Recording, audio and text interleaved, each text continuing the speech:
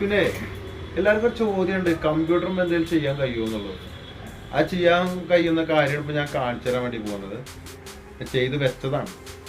So ഈ സാധനം എന്താ, ഇത് പഴയ മോഡൽ പെൻഡിയാണ്, അതായത് 3.0 കോർ വേർഷനാണ്, വളരെ ഡൗൺ ആണ്.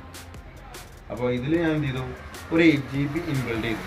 നോർമൽ സാറ്റ നമ്മൾ സർവൈലൻസ് ആയിട്ട് ഉപയോഗിക്കുന്ന ഹാർഡ് ഡിസ്ക്, അതിലേക്ക് ഞാനിതാ വിൻഡോസ് 11 കയറ്റിയിരിക്കുന്നത്.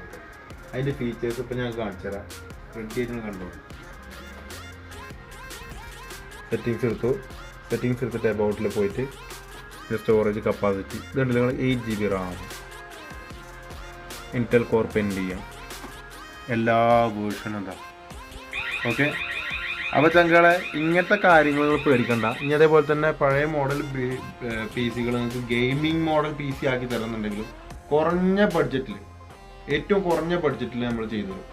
അപ്പോൾ താല്പര്യം ഉണ്ടെങ്കിൽ നമ്മളെ കോൺടാക്ട് ചെയ്യുക. ബൈ.